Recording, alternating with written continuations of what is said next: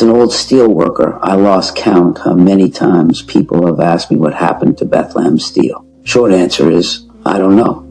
I can only say that if anyone would have told me that the company I went to work for back in 1939 would eventually go belly up and disappear, well, I would have told them they were crazy. But damned if that isn't what happened. I doubt that anybody could tell you why it happened, and for sure, everyone has their opinion. But someone once said that opinions are like assholes. Everyone has theirs. All I know is that for a long time before I came along, the steel was here on the south side, and it seemed too big to fail. After all, it was the steel that supplied the products that won 2 world wars. It was the steel that helped to build dams, bridges, battleships, and skyscrapers.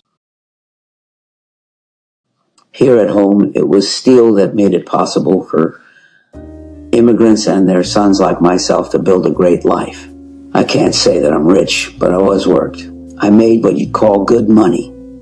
And even though it was dirty and at times dangerous work, overall, it was a good life. Because of steel, I could support a family. It allowed me to buy a house, own a car, and take the family on vacations. Those of us who worked at the plant, we were brothers. We were steel workers, and we just knew that we were different, even better than most.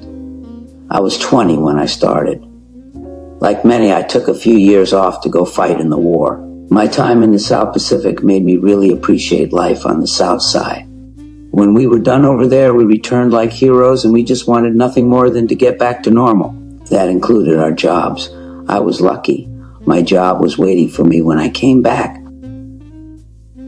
As time went by, the steel kept pumping out its products, and Bethlehem was able to meet the post-war demands. We made everything from paper clips to cars, household appliances, bridges, skyscrapers, generator shafts, radiators, fencing. We did it all.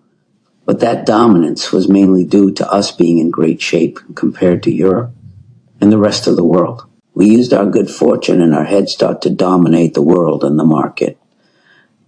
It would not last, though. By the time I marked my 30th year, things were changing. In the 1970s, things got bad, real bad. There was a global recession and a couple of oil crises. What I didn't know was that the best days were behind us. Soon, there was whispers of layoffs. That wasn't too unusual. What was unusual was that white-collar jobs were being cut. This was something very new and very unusual. I took my pension in 1978. Then the bottom fell out. It really doesn't matter why steel ended. I guess everybody was responsible. Anyway, it was great while it lasted. I remain proud of the steel, of what we built.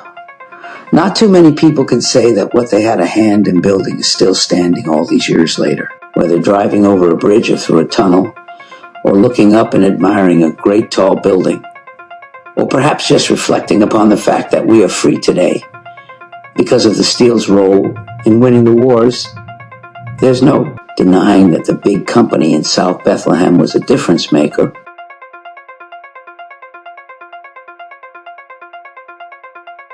Of that, I am proud.